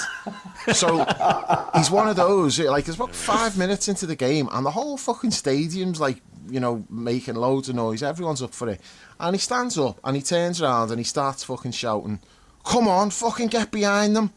And I'm like, oh, here we go. It's one of these fucking knobheads. It was bouncing today. What was it? So he kept doing it throughout the first half. He kept standing up, turning around, shouting like, "Oh, fucking get behind your team. Come on, fucking shout, fucking sing." Now, bear in mind, he's not shouting at like the players or anything. All he's doing is shouting at us, like turning around, shouting at fans behind him. So he's not singing, he's not shouting, he's just turning around and fucking giving like the rest of the fans loads of shit. So as you can imagine, people are starting to get pissed off at him like throughout the first half. So we get to 40 minutes or 41 minutes, I think it was. He fucking gets up and he's either going for a piss or he's going for a pint. And I'm thinking, you fucking cheeky bastard, you've spent the whole half like giving us that. And here you are, like, 5 minutes before half time, and you want to you need a piss or, which is understandable. Maybe he's holding in a piss and he's got to go. I could have given the benefit of the doubt there. But when I go underneath at half time, I see him just fucking casually just like wandering around on his own with a pint. I'm like, okay, so you've just left that game 5 minutes before half time to go and like beat the queue to get yourself a pint while you're fucking shouting at us. And I thought, okay, open your mouth, second half, let's fucking see. So a few minutes into the second half, he fucking does it again, doesn't he? So I'm like, no, not having it. And I'm just like, shut up, you fucking knobhead. So he turns around and he looks at me and he's going, fucking get behind them. I'm like, we are getting behind them, you fucking tit. So I don't even remember what I was actually saying, but I just got in this big fucking shouting match with this dickhead. And then a few other people on the row behind started to have a go at him as well. And he's like, and you know what he said, Paul? He turned around and he was like, fucking sing, you bunch of fucking Tories. Well, you can imagine me then at that point. So did again, John have to hold you back? I'm just like fucking shouting at him, going, shut the fuck up, you fucking dickhead. And, so it's just like back and forth like that. And then the rest of the half, he never opened his mouth. Did he have a load of badges on him by any chance? No, it wasn't badge, man. I've never seen it before. And he also, I should point out, probably. He was a minute late coming back after half time as well. So he didn't even get back for the start of the second half. He got back late, and he's looking at his phone to check his seat number and all that. So he's not like, he doesn't normally sit there. But I'm thinking, so I've never seen you before, but here you are for Man City. He's a fucking big game beaut, isn't he? But he's there, like, telling us, like, how to support the team. No, so, yeah, I did. I got into, like, a proper fucking slanging match with him, but he did shut up after that, like, but I just had the fucking balls on him. All he's doing is just shouting at everyone else, telling them to get behind the team, and then he fucks off for a pint, like 5 minutes before half-time. It's outrageous. Of all the days to be doing it as well, it was fucking bouncing today. I know. Because that was what John said to me. John was like, he's doing that against City, and what's he going to be like if he's here when we're playing, like, I don't know, fucking Leicester or something? Leicester on Boxing Day. Couldn't believe that, yeah. But, I couldn't keep my mouth shut. I had to say something. He was pissing me off. Fair play. But at the same time, I'm like, I was right up for that, and I thought, if that dickhead's behind me when Darwin comes on, he's fucking getting it as well. God help him! But no, he wasn't. But yeah, second half then. What I wanted to ask you, because obviously I wasn't there today, like, what was it like in the ground second half? Because obviously they started having quite a lot more possession. We were sitting in and everything. Did everybody seem all right with that? Was there any nervousness, anything like that? It was quieter, but it wasn't edgy. But then there was big chance. All three sides of the ground got going. I can't remember what song it was. We've talked about song and yeah, LA. I felt there was a moment where the crowd almost thought, like, hang on, they need us a little bit here. Not that we were under any big pressure or anything, just that they needed just to lift them a little bit. And I thought and it was loud, mate. It was loud and it was sustained. Loud, yeah, it was. Yeah, it was really good. It was really good. Following on from Wednesday. I mean, I felt it was. I mean, we've talked about the Doku situation with Trent and how he handled that. But I mean, I felt, I didn't really feel, I don't know about you, Dave, or you, Brownie, watching on telly, I didn't really feel threatened at all, particularly. I didn't feel any sense of jeopardy, particularly when they had little moments where they had the ball. As I said, I think they did well for about the first 10 minutes, and then Slot tweaked it a little bit, and it swung back the other way, and then they had a moment sort of around the hour mark when he made the changes, but I never really felt like we were we weren't under the cosh. Did you ever feel we were under the cosh? I didn't feel not under the cosh, but I did have a feeling that there was a bit of jeopardy involved, and it wasn't really because of anything I was seeing. It was just because it was them. And they've got the quality to just put like something together, and then maybe Haaland gets on the end or something. It was only 1-0, and they were having a lot more of the ball than they had in the first half. They weren't really doing anything with it, but because they've got the ball, there's always a chance that they're going to do something. So I was a little bit like thinking, we're going to need the second goal. And when Mo missed that great chance when he went through, my God. Oh yeah. I did think then, is that like moments like that often where you look back and go, oh, that was the thing that changed the game. It's because you've seen that before, haven't you? Exactly. In so many games over the years. It wasn't really because it didn't feel like that was going to happen, but it's in the back of my head, it could happen, because it could have done, because it's City, they've got some world-class players out there, even though they're not in a good way at the moment. And it almost did. There was like, I think Cody took a touch in his own box, and he didn't realise like that he didn't have time to do that, and Haaland nicked it off him, and he's just like pulling his left foot back, and he's about to fucking leather it, and everyone's like, oh, and then Verge just steps in front of him and just blocks it. So any time there was a little moment like that where it looked like something might happen, usually Verge just appeared and just snuffed out the danger. So because like up until the point when he made that stupid mistake, I was thinking, on the quiet, he's been fucking amazing here today. He dominated Robocon today. But there wasn't really anything like flashy, or he wasn't having to do loads where you'd be like, oh, he's the best player on the pitch. That's what I mean, on the quiet, but like just being there at the right moment, and you know, just nudging someone out the way so they can't get the ball. All of that, it was just fucking phenomenal. Not being bullied physically, being able to stand up to the physical battle. I think he had a couple of moments, Dave, which I don't know if it might have been more noticeable on the telly, where he was though. There was a bit in the first half where he just manhandled fucking Haaland out the way, and then there was that one where the ball got played in behind and he just stuck his leg out that we spoke about earlier. So he did have a couple of standout kind of moments.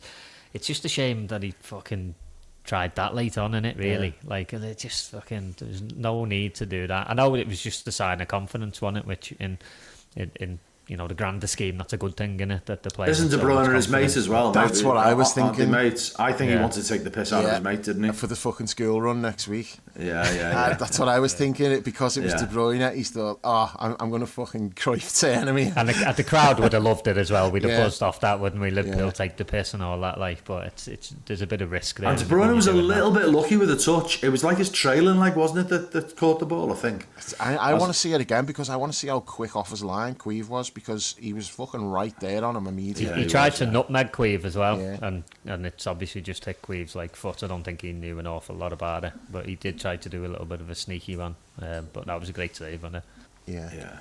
Just going back to like how I was feeling watching it on the telly though, like what I liked about our defensive shape, and you touched on it earlier, Paul, was how much we just kept closing all the gaps centrally. We were basically saying to them, the only way you're going to create anything is out wide if you beat us 1v1. So the only slight concern I had was more to do with them getting like a spawny little deflection, or you know, one of them where you get beat on the outside by a winger and then you fight it across and then you don't know where it's going to go. And we've had a couple of ones with City, haven't we? I think from De Bruyne having a shot from outside the box which takes a big deflection and goes in. And it really just comes down to a territory thing. If you're sitting in your own box a little bit and you're a bit deeper, you can be unlucky. But it would have been fucking a travesty, and it would have been bad luck that would have got them back in the game. But that was the only thing in the back of my mind. And it was possible because Doku was doing that. He was getting to the line, and sometimes he'd get across. And generally, I think he dealt with him good. But Dom covered so well as well. There was a couple of times where he did look like he was getting the better of Trent, and then your boy Quansah when he came on. You're loving Dom now.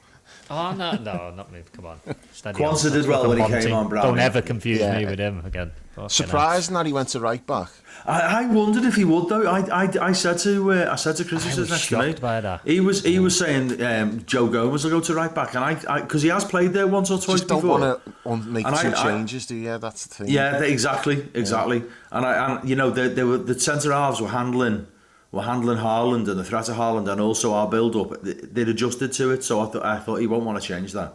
He'll just want Quansah to go out there and be solid. And to be, I was a bit concerned about that, just because the centre halves, and especially Quansah, he's front foot, isn't he? You want to get really close, but when you play right back, it's a little bit different. You don't always want to be as close. You want to be close enough where you can touch him. But you know, a player like Doku wants you to get tight, doesn't he? Because he'll just skip away from you, and he actually did it to Gerrard a couple of times, I thought. But now, in general, like at that point, we had people covering. Like Dom's work rate for there was 2 or 3 times where you think, oh no, he's beating him here, and then he just comes out of nowhere, wins the ball, and then starts fucking fist pumping the cop, and you're like, go on, lad, fucking bad. So for the goal, for the penalty, obviously, what happened? What preceded? How did the ball get there when Darwin made the sort of the challenge, didn't he? And then it broke to Diaz, and Diaz was brought down. But how did it end up there? I can't remember. I need to watch it back. How was the ball up? Had it been played forward, or were we closing them, pressing them, or what? Darwin pressed the defender and like kind of looked like it was Ruben Diaz, wasn't he? But I think he, as he was falling to the floor, he kicked it inside, and then I don't know if Mo got it and passed it to Diaz, or if Diaz just picked it up. Because Mo was to his right, to the right, and further ahead. And then Diaz just dances through. No, it was the bit preceding Darwin's involvement. Was it Darwin pressing Ruben Diaz? Is that what it was? Yeah, I think there's a loose long ball, ball. And he just chased after it was a long ball by Kelleher down the middle. Right. So Kelleher played a long ball down the middle. Okay. And we were basically like 2v2 with them in the centre, and Darwin like just pressed him, didn't he, into a mistake, and then Diaz nipped in. That was but it came from a long ball because they were just pressing really high at that point, weren't they? So Queeve just went over the top. It was a clear penalty. What the fuck were they moaning about? They were moaning for ages, and then there was even while everyone was back and he was trying to clear the penalty area for the penalty. There was the Ruben Diaz, Kyle Walker. I think that busy little cunt Silva was in there as well, and they were all going. They were going on and on and on and on and on. The referee, and I thought, what the fuck are you hoping to? First of all, what are you whining about? I thought, you know, the way Diaz won it, Mo was offside, so if Mo had gone to make a play for the ball, he would have been called for offside, but Mo stayed out of the way of it, you know what I mean, because I think he realised. But I wondered whether they were kind of suggesting he made a play for the ball, but when you watch the replay back, he didn't. He actually ran the other way to get out of the way because he realised, so no idea what the fuck they were going on about. The Reds went a little bit, didn't they? You know, we saw that in Silva when he went through the back of Mo. And Dave, how confident were you on Mo on the pen? I'm not asking Paul because I know what he'll say. Be honest. The same as I always am, really. I'm not. So no. No, I'm not confident, but I wouldn't be saying, he's definitely going to score either. I was wondering what he was going to do. Me and John both thought he was going to go in the other corner, to the keeper's right. It's a really good penalty.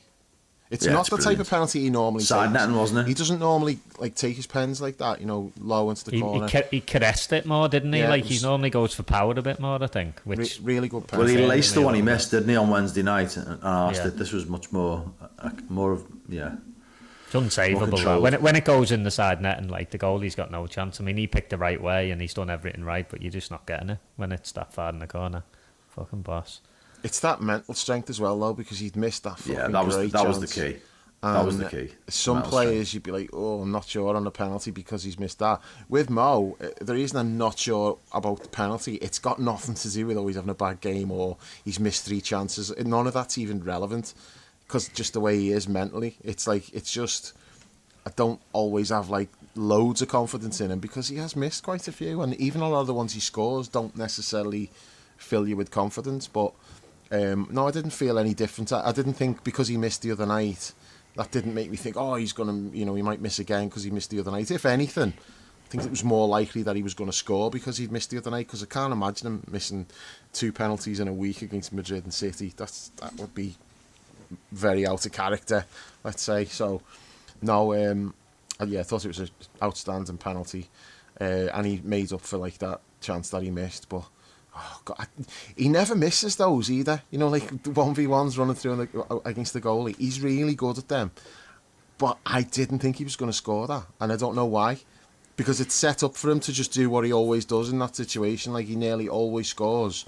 But I don't know. I think I was having flashbacks of Diaz last season when he went through and he put it wide. And, that ended up along with the scandalous decision to not give us the penalty, that cost us 2 points that day, missing a chance like that.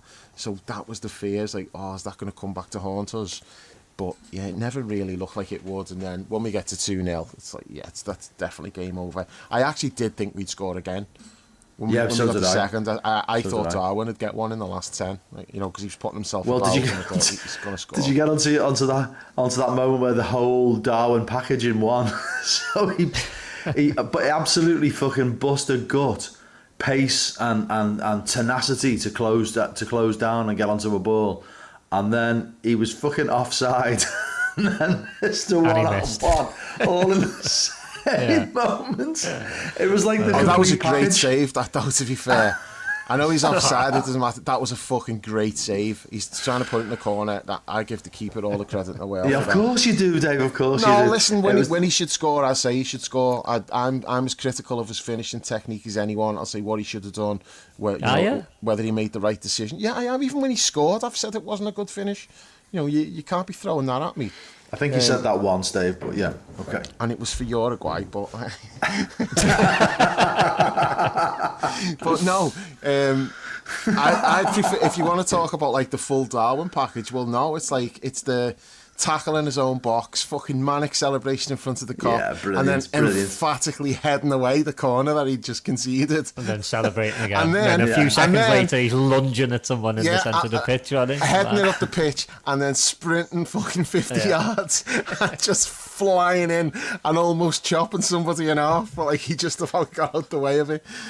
And all the while, like, and the crowd's all like fucking right up for it. Like, is he the most childlike player that we've ever had? He's like he's got the mind and personality of a 9-year-old inside like an elite athlete's body. Or a dog. Oh, it's endearing. He makes me happy. He brings joy to me. I like him. I don't know how you can not like him. There's obviously questions about him, but I do like him. Like, I think he's a very likeable fella. I've got JB gave me some stats on Twitter or Blue Sky, and I just wanted to read them out to you boys, and he likes his stats, JB, and I think he keeps us ticking over with some of these. Some of them are quite interesting, I think. So I just wanted to read a few out after today's game. So we're currently on a 90% win rate. We're on track for 99 points. The forwards have scored 37 goals in 20 games, and we've kept 30 clean sheets in 40 halves of football, which is all pretty fucking impressive, I think. Yeah, but have we played anyone yet? Very good. Now, so the forwards are averaging almost 2 a game. Yeah. I mean, that's impressive. So over the course of a season, you're probably going to play, if we stay in all competitions, you're looking at like 60 games or something, aren't you? Yeah. So you're looking at you're looking at 120 goals, yeah. Mm-hmm. And but also and the only 99 team points. in single figures conceded in the league. Yeah, because the goals scored, I think the top 3 are all on the same. No, Spurs. I looked down the table. Spurs are 2 ahead, and then there's Liverpool. They're on 28. Liverpool, Arsenal, and Chelsea on 26. Yeah, that's what I'm saying. The top 3 are all on the same. Oh, sorry, I thought you meant they got the most goals. Yeah, but the difference is the defensive record of us compared to Arsenal and Chelsea. 8 versus 14. Arsenal 14. In fact, do you know Arsenal are only second on alphabetical order? Oh, really? Yeah, they've got the same for, the same against, the same goal difference, same won, drawn and lost. They're only second on alphabetical order. Yeah, so our goal difference now is 18. Just look at compared to City. That City's goal difference is 3. I always say goal difference. Wheels have come off. That's what tells you the team that's scored like 22, conceded 19. City lost 4 games in the league. Spurs are punching above points. the weight, and City are underachieving, and you can tell that just by the goal difference on like both teams. Yeah. Spurs again today. Fucking. It's the most Spurs thing ever. It is. They got when you go through their list of results, it's fucking mad. Booed off again. There it is. One other thing I wanted to mention, boys. I just wondered what you thought about. Well, two things really from the crowd: the Guardiola chant and also the Foden chant. I've said before, the Foden chant, absolutely fucking hate it. Yes. The only thing I'll say today is it from like probably easier for me to tell than you, Paul, because you're in the cop. From where I'm sitting, every time that chant started up, another part of the cop drowned it out with something else. So it probably didn't come across loud and clear. Because I didn't get onto that at all, David. It sounded loud to me. That would be why you didn't hear it. Like, I could hear it, but it wasn't that many people singing it, and it got drowned out with different songs each time. Which I think there's a bit of self-policing going on. Tell you what, though, the baldy knobhead in front of me, who wasn't getting behind the team, even though he's having a go at us for doing it. He was right in there with the fucking Phil Foden's Ma stuff. I'm like, oh, so that's getting behind the team, is it? Singing about Phil Foden's Ma, fucking knobhead. I mean, the Guardiola stuff, I think, is less out of order. I just think it's a bit small time. It's not remotely out of order, but no, it's a bit too bantery. Yeah, it's not us. I said in the chat earlier, I think I like to think we're above that shit. Yeah. Like, I wouldn't join in with that. Guardiola said that as well, didn't he? Did you see what he said? He said, I would have expected that from Brighton or someone, but I thought Liverpool fans were better than that. I'm like, you know what? I kind of agree with you. I don't want to agree with you, but you've got a point. Yeah. To me, it's in the same category as that Liverpool taking the piss chance, which to me is only acceptable when you're like 5, 6, 7 goals up against the Manx. You know, it's not really something you should be singing at anyone, really, unless you got proper beef with them and you're absolutely twatting them everywhere. And it's just, there's no need. There's absolutely no need for it. On one level, it's mildly amusing, I suppose, to burst his, but to just piss on his chips even more when he's having an absolute. It's all a bit too soccer AM for me. That it is, yeah. I agree. What I mean? Like, come up with something a little bit more original. Do you know what I So mean? okay, on that note, it's not many steps up from your shit R, is it, with the championship goalkeeper?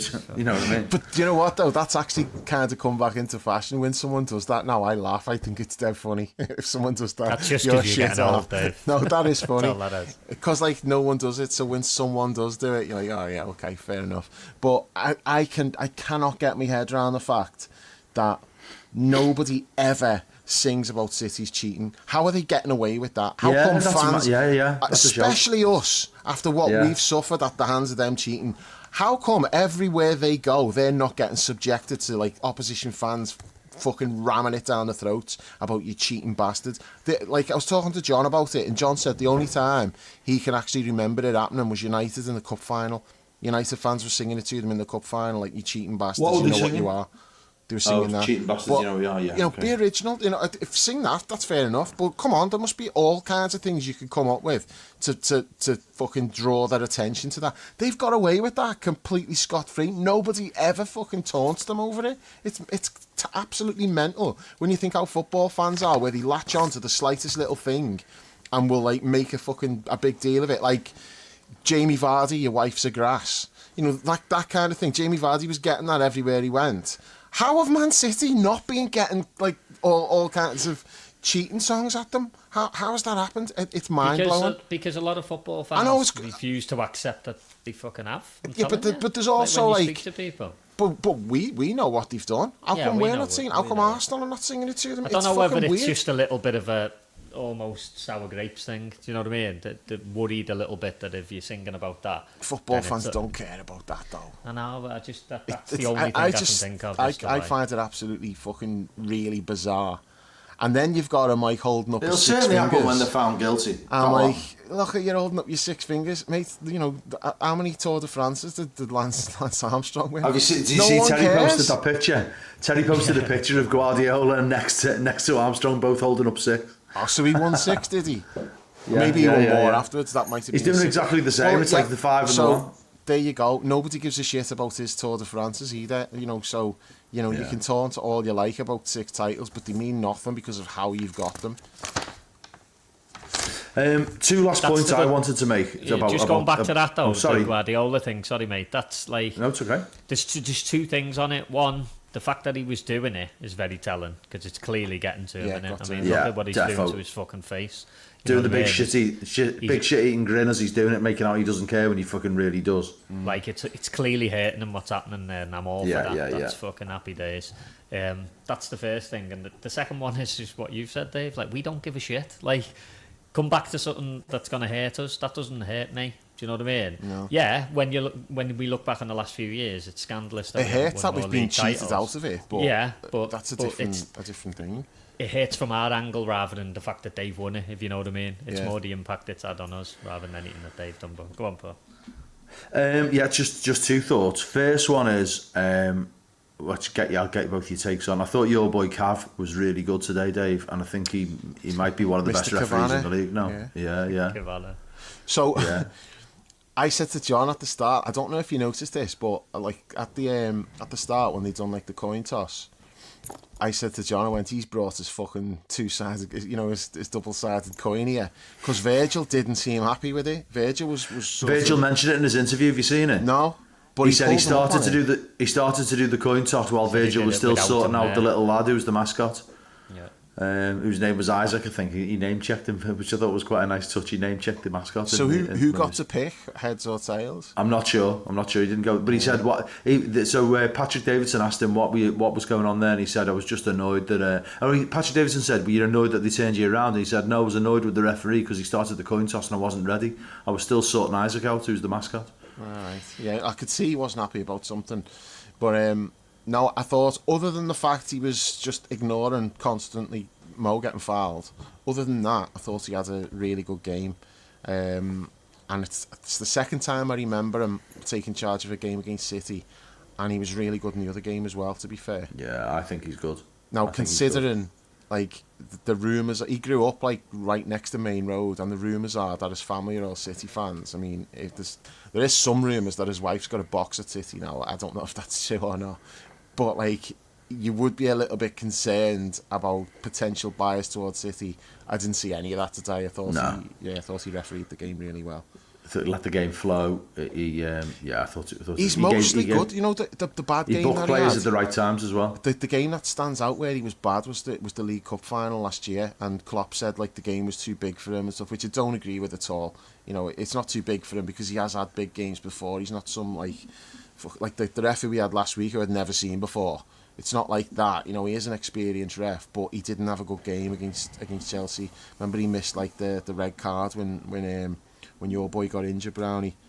It was a nasty foul on him. Like, it was might have been Gusto. I don't know. Someone done his ankle, but he did. He had a bad game that day. But generally, when he's refereed us, he's been good. And you know, today's another game. You know, where he's. I hardly noticed him, and you'd always say, don't you? That's a good sign. And the referee, and he's having a good game. And you know, we always say about the Mo not getting fouls for like he's being like held and he doesn't get the free kicks. That's happening so often that it's actually started making me think, am I looking at this too one-sided here? Wrong. Yeah. And is Mo doing something where it's like 6 of one, half a dozen of the other, and that's why they're not giving them? Because he gave the first one today. The first time, like, there was a coming together, he gave us the free kick, and then I don't think he gave us one after that. I think Monty nailed it the other week. Mo's just not very good at selling it. He gets fouled constantly, and he does not. He does do a very melodramatic flinging of the arms as he goes, and arching his back, doesn't he, as he goes down. He needs to work on that. The other point I wanted to make was, and I think I made this in the chat, but I just wanted to raise it on here. It just struck me when I got back. I put the interview on afterwards, and Virgil and Mo were interviewed together, and just seeing the pair of them stood there, and I thought, fucking hell, you know, if you just think about the truly world class players we've had play for us in the time all three of us have supported Liverpool. I mean, there's loads of them, loads and loads and loads of world class players who play for Liverpool, truly great players, and two of them. Those two, I think, well, for me, I think most Reds agree, they're both in the all-time 11 for Liverpool. And they're still playing for us now. And it looks like they've got a great chance of winning the fucking European Cup and the Premier League this season. And it's just fucking... They are the genuine living, playing legends. And it's so... I just had a moment where I just went, oh, yeah, you're fucking brilliant, aren't you? And I just think it's just worth remembering. It's just worth reflecting on, you know, to just... enjoy it while it's here, and to just to say, yeah, we're really fucking lucky to see players of this quality and this stature. When you think of the competition for both of them, but especially Virgil at centre half, the players we've had, but Mo up front as a forward, the competition both of them had to be in our all-time 11, and certainly, well, I know Dave, you agree. I think you do as well, Brownie. I think both of them are in our, all three of us, our all-time 11s, and they're playing now, and it's just. Fucking unbelievable, isn't it? That they're still there now. They're almost like having an Indian summer in the careers, and like it looks like the season is just going from strength to strength. Just thought I think it's easy to it's easy to take it for granted, isn't it? Because you don't always stop to think about it, and then like, as you say, sometimes something will happen where you'll see them both stood together, and you think, "Hang on, exactly." Just gave me pause for thought. They both look like the best they've ever been now as well. I was going to say that there's an argument that other than like the 44 goal first season, there's an argument that like this is his best season up to now. I mean, in terms of his quality, I think it is his best. I know the numbers aren't there, but in terms of the goals, but the football he's playing is fucking it's brilliant. Yeah, there's another one today. The passing, the movement, the intelligence. No, he's added like the assist, the touch. And as I keep saying, they're always like proper assists as well. You know, just Mo's assists are a bullshit stat, but smashes it in. Mo's assists are normally he's put it on a play for someone to score. But Verge now has got that order back, hasn't he? So you know when he had his injury and he had a couple of dodgy spells and whatnot, he's got that order now whereby like the opposition strikers just look fucking defeated before they even get to 10 minutes into the game. I mean, think about what Haaland is. Like, you can say what you want about him, flat track bully and all that. He's fucking got nothing out of him all game. Nothing. And I saw them having a chat afterwards, and I would have loved to have known what Verge was saying, because Verge was doing all the talking. I was like, I hope he's fucking. Speaking of which, what was going on between Mo and Robo-Cunt, what was going on there? Did you get onto that during the game? I got onto it, and do you know what I think he did? Because a few minutes after, they brought the graphic up to show the standings and the top scorer, and he's only one behind. I'm telling you now, Mo walked over to him and said, "I'm fucking coming for you." That's Mo. That's the kind of thing you do, innit? Yeah. I bet you he said to him, yeah. "I'm only one behind." I bet you that's what he said to him. Yeah, 100%. Is right. And he probably said, "And where are your assists?" Yeah. Love it. So we get on to Newcastle. What are you expecting in terms of changes? Generally, we see one in midfield, one up front, and not really any at the back unless he has to. So are you thinking it'll be the same again, Paul? I think Curtis will come in. Sorry, go on. I think I'll probably say exactly the same thing as you there, mate. I think Curtis for who, though? Well, back line. Let's start with the back line. I wouldn't be bringing Alisson in straight away for that. Same back four, I think. Yeah, same back four. Midfield, I think Gravenberch is almost just like a has-to-play player. And maybe Maka sits one out for Dom and Curtis. And then I think I'd probably go with Darwin. I'd go with Darwin through the middle, Mo on the right. Happy hunting ground for Darwin. And then take your pick for the left. It really is kind of like, I'll be happy with either one of them really, because whoever starts, they can both change the game when they come on. So I really don't feel strongly about it. I'd do it as much on fitness as anything. Yeah, that's freshness. Gakpo got some today. I'd start. Yeah. I think Harvey, I'd want Harvey to have some more minutes, but he's not ready to start. But I'd like to see Harvey come on around the 60-minute mark to get half an hour in his legs. And, we need him on the pitch and getting some minutes in. Do you know that? Just had a quick thought there. It's not particularly relevant to Wednesday, but Endo played centre half previously in his career, didn't he? I think he's filled in there. Yeah. Yeah, I think he's played quite a few games in Germany at centre half. It might be the Fabinho option, mightn't it? Yeah.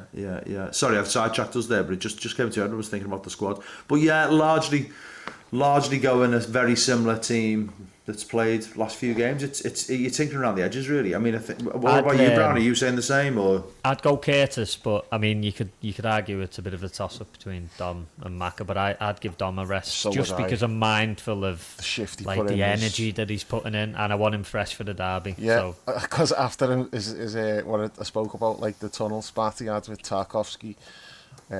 He's going to be right up for that derby game. So I want Dom fresh and fire. There's that one, and then also I'd actually go Diaz on the left and bring Darwin in. I'd give Gakpo a rest also for the derby, because I'm just expecting them to sit in, try and frustrate us. And I think Gakpo's shooting from distance could be key for that game. So I just think Diaz put in a fucking massive shift today. I'd be looking at giving him a little bit of a rest and starting Cody. Yeah, I mean, it makes sense. That I can see where you're coming from. He covered so much ground today. He was everywhere. Do you know what? Just in terms of Newcastle, I want to I made this point to Dan on Wednesday night, just outside the chippy. I think people kind of like. Listen, I'm not dismissing Newcastle. I think on the day they're a really good side. They're really well organised. They've got a nice balance of power and pace. They're set up well. They're well drilled. But they're not in a great run of form at the moment. Yeah. And also, people, I think, overthink what a threat they are to us. We've got a good record there, really. I think it's maybe a couple of games going back years and years and years that people have got a bit of a concern about. Paul Dummett. Do you remember that? When we lost to a Paul Dummett goal? Oh, fuck. I do remember it, actually, yeah. Fucking hell. That's how bad it was. Even you remember it. Yeah, and I remember it. Both of us remember it. That tells you that must have been bad. Fucking hell. When was that? Was that that's the 90s, is it? No, was that the 90s? Was it? You were doing so well. Paul Dummett's still playing. Paul Dummett's in the Championship. I heard his name mentioned. Am I thinking of that? He's in the actually, I think he's still at Newcastle. I'm sure he played in the Cup. this season. Oh, so when was this then? I was thinking years and years ago. That's the most ago. Paul thing ever. I think it's about... Yeah, I remember. It's like 90s. 6 or 7 years ago, something like that. I'm not sure. So, well, that's the same as the 90s in my head. 6, 7 years, 90s. That's it's all one. But yeah, I mean, I suppose I'm not dismissing them as a threat at all. But I don't think they're quite. I don't think it's the banana skin that everyone seems to be talking about it being, without diminishing the threat. Paul, that's, for me, it's like it's in, coming off the back of these two massive games that we've had, and then it's a midweek game, and then we've got the derby after it. That's why it's not the fact the energy that thing. Yeah, it's not so much Newcastle away. That's really tough. It is. It can be tough, but and they're going to be right up for it. And that's where the thing. That could be potentially a letdown game for us, just because of like the emotion that we've had this week. And then, see, that's one of them games where I wouldn't actually mind if we went there and it was a very controlled performance, nick a goal, come away with the 3 points. Well, I think 1-0. that's how we'll approach the week, to be honest. On the back of the week, both games. Against, yeah, I think so. I think it's going to be a little bit back to the point that was made earlier. I can't recall which one of you said it, but we almost play at the level of the opposition, don't we? Yeah, it was me. I'm not expecting us to be going and winning 4-0, 5-0 No. in either of these games. I think they're going to be close games. Not unless Darwin catches fire. Yeah, so as I say, I'm not expecting us to go. I knew that was coming. Either of these games. I got to tell you this, Brownie, what happened today with Dan. This is just like the most fucking Dan thing ever. So if we're walking through, like, like the outside the car. I know you just got on to what you're going to say. Like when you're walking past the cop and there's like the stage and there's like the band playing like before the game and that. Yeah. So we're walking through there and I'm talking to Jules and Dan's in front of me and like Paul's like off and running well ahead, like me and Rennie were talking. Yeah, so I'm at the back, me and Jules, and Dan's in front of us. I'm walking through, and it's like the fucking band's playing Oasis songs. And I was like incredulous. I'm like, we fucking deserve to lose today for allowing that shit outside the cop. The band, I can't remember, it was like Supersonic or something, I don't know. But it wasn't just that they were playing Oasis songs. He was like an Oasis tribute act because the singer was doing all like, all that shit. And I was like, I can't believe this. So I'm walking through and then, so I say to Dan, I'm like, can you believe that, Dan? It's a fucking disgrace. And Dan goes, oh, what, the people pushing, yeah. I'm like, no, what are you talking about? No, they're fucking playing Oasis. And Dan says, Dan goes, oh, I wouldn't know. I don't know any Oasis songs. I'm like, how's that even possible that you've lived your life this long and you don't even know any Oasis songs? It can't be true. I'm not having that. Unbelievable, but I'm like, that's just pure Dan. Yeah, didn't know any Oasis songs. Unbelievable. But they followed it up by playing a Beatles song. I'm like, no, that's not making up for anything. Like, that's not acceptable. You're not getting out of it now just because you're playing Beatles songs. Playing Oasis songs before we play City. Who are these Beatles people you speak of? Oh, and the worst thing as well, I mentioned this on the pod last year when we played City. And I don't know whether you remembered it last year, Paul. I don't know if you were there or not, but you seen it today. The lad outside the cop, the City fan, the fucking TikToker. Yeah. So he's standing outside the cop in a Man City shirt and he's got someone filming him and he's provoking people as they're walking past. He's filming it because he wants a reaction. He wants someone to have a go so he can like put that on TikTok about like Liverpool fans attacking him outside the cop or whatever. So he's just trying to provoke people. And some young lads reacted to it and they were like, they were mouthing off at him. I don't really know what they were saying, but that's giving him what he wanted. But like, I remembered it from last year and I thought, he needs to be fucking punched. And I'm not an advocate for this. I'm not an advocate for that. I wouldn't normally be saying it, but you cannot carry on like that. You just can't do it. It's totally unacceptable behaviour. Walking around just deliberately provoking people, trying to get them to react. It's like you deserve somebody to fill you in because all you're doing is wanting to do that so you can fucking put it on TikTok or whatever. Just absolutely fucking outrageous behaviour. If he does it again, I think like he's getting the fucking bald bastard treatment. I'm up for it now. It's like it's a few times this year now. I'm going to enter for a fight at the match this season. Going on with you? So what are your predictions for Newcastle, boys? I think I'm going to go for a 1-0. What do you think? I think they'll score. Yeah, I do. 2-1. Yeah. Why do you think they'll score? I just think we're not going to keep brilliant at keeping clean sheets. But you're not going to keep a clean sheet every game. Yeah. I think they'll score, and I think I'm hoping that we get a couple and we sneak it. I think it's going to be a close game. Don't forget in the last away game we let fucking Southampton score twice. Yeah, that's true. That's true. that. So what are you saying? 2-1. You're both saying 2-1. I'll go 2-1. Yeah, Darwin and Mo. 2-1. I'm gonna go 1-0. A clean sheet would be nice, but just get the 3 points. That's the thing. Because Just Arsenal play keep United, winning. don't they, this Just week? keep winning. Like Absolutely. How do you boys feel in general about the fact that the lead's like 9 points now? Like, because there's a lot of talk saying, "No, that's it, the league's won." Or that I'm kinda. dismissing City. I'm not. Totally. Oh, dismissing City are done Yeah, for they're me. out of City it. are done. Arsenal for me are the ones to keep an eye And on. Chelsea. They look See, very, very good. Arsenal's the obvious one, but the thing with Chelsea, and I think I said this a few months ago, the thing with them that is in the back of my mind a little bit is they've really come a long way in a short space of time. And if they carry on improving, so in the second half of the season, if they improve again on what they are now, they could be a bit of a threat.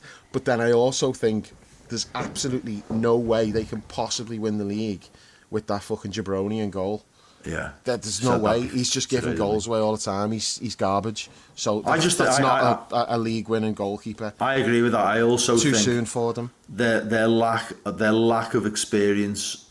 You know, there's been no expectation on them at all so far, and if they do get closer, I think they'll struggle with that a little bit. Although maybe they could, you know, just the naivety of youth, and that might carry them. But I think they're dangerous. I certainly think they could get closer to us. We'd have to fall off considerably though, wouldn't we? Because they're not going to go on a 14-game winning streak. You basically need a 4-game turnaround for either one of them to catch us, and at the moment it doesn't look like happening. Do you know what I'm struggling with? Why the fuck is everyone bullish about Arsenal now when there's a 9-point gap? I think it's absolutely acceptable to say because the run of fixtures they've got coming up.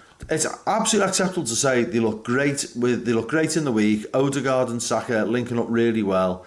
Having Odegaard back is obviously key, but like they've got no margin for error, and they haven't really got a centre forward in my view, and they are always just 1 or 2 injuries away from a complete slump in form. And they're mentally so highly strung as well. Yeah, which comes from the manager. Yeah. Have you seen the fixtures they've got though, Dave? Because I heard the same thing, and then I've just checked got United this week. Yeah, United. Yeah. It's generally it's a manager bounce going on. Fulham away after that. Not an easy game, nah. No, but Brentford, they got Brentford in the mix as well. Brentford away. I was talking to Jules about this before. We were talking about their games, and like Brentford away, Brentford's home record's fantastic. And if any team's going to combat them with set pieces, it's going to be Brentford, because they're all big bastards, aren't they? They're like a really tall team, good at set pieces. So that would hopefully nullify the Arsenal threat with the set pieces. Also scored 26 goals, big scorers, Brentford. Yeah, but probably 24 of them are at home. So the amount of goals they score at home's mad. Conceded I think the Arsenal thing for me comes down to they are 1 injury away from having serious problems. We saw that early in the year, didn't we? Odegaard. If they lose him again, or they lose Saka, for instance, you know, I don't think they cope as well. I don't think their squad's as deep as certainly as ours is. That's the thing for them. But so we need United to do us a favour this week. Continue the new manager bounce. It's good that they got that win today, because it drops Everton right in the shite, and it gives United a bit of like self-belief going to play Arsenal this week, because we need them to do something there. Is that Wednesday? Is that midweek? They're playing them. It will be, because he played today. United played today, didn't he? So it'll be Wednesday rather than. I don't think he plays Sunday, Tuesday anymore, do you? Yeah. So yeah, it'll be same night as us. So it'd be nice if Arsenal dropped a couple of points, we could extend our lead over them. Because if that got to 11 points as well, I mean, it's what you said there, Paul. It's like the margin for error becomes like so small for them. Like we would have to pretty much collapse, and they'd have to be like more or less not perfect but close to it. Well, not far off. You've not got that much wiggle room, really. You know, just go back to JB's figures from before. We're on for 99 points at the moment. We're pretty much perfect, aren't we? I don't think we're going to get 99 points. No, I don't either. It's mad that we're on course for it. But there's a third of the season gone. Yeah. You know, it's not like just a tiny sample size anymore. Imagine if Slot came in and actually just like got more points than Klopp ever managed. It'd be got 100 wild, points. wouldn't it? It would be wild. Absolutely wild. Win the league and the European Cup. The Bob Paisley to Klopp Shankly. Yeah. Oh. The interesting thing about the midweek one, just looking at it, we're kicking off at 7:30, and Arsenal Manx is 8:15. Okay. So we get to watch the end of their game after ours. So that could go. You know what I mean? You know what I'm thinking. Put the pressure on, kind of thing. Put pressure on them, get the points in the bag. I know that doesn't really come into it because both games are going on at the same time, kind of thing. But for us, if we can get the win and then settle down and watch the last half an hour of that one. Where is that game, by the way? Good. It's at Arsenal. It's at Arsenal. Yeah. So their fans could get jittery. Their fans are as fragile as the manager is. They're even more fragile than the manager. The Arsenal fans are like so fucking up and down. It's just ridiculous. There's bipolar fucking fan base, them, aren't they? Yeah. Mad. They're smelling themselves again now because they've had a couple of big wins. But a couple of weeks ago, Arteta out was trending on Twitter every time he didn't win a game. Pray for Arteta. Yeah. Oh God. That'll start up again now. All that pray for. Fucking nauseating cunts, aren't they? Yeah, pray for United will be trending this week. Dickheads. I actually am praying for United. I hope they do something. I hope they win. Anything else? Have we covered everything? I think that's us boys, isn't it? Yeah. Yeah. It's just nice fucking getting one over on them fucking mank fucking bastards, brilliant. isn't it? I'm beating City as well. Obviously, I'm talking about the fucking ref and VAR and fourth official. The fucking mank trio. It's wild that happens. Like, they just appointed 3 Manchester officials for the game against City. And I know, like, it's not had any bearing on it at all. Refs had a good game. Tierney couldn't really get involved in anything on VAR. And Anthony Taylor, he's just there to hold the fucking substitutes board up, isn't he? But Howard Webb just doesn't give a fuck, does he? Like, the optics, he's just not arsed. He's like, yeah, I'll do what I want. You can't be having, like, 3 Manchester officials for, like, a City-Liverpool game. It's just absolutely crazy to think. Here's another one just on Twitter that I'm just reading. Arne Slot's defeated Carlo Ancelotti, Pep Guardiola and Xabi Alonso this season, all without conceding a goal. Wow. Fucking hell. Wow, it is.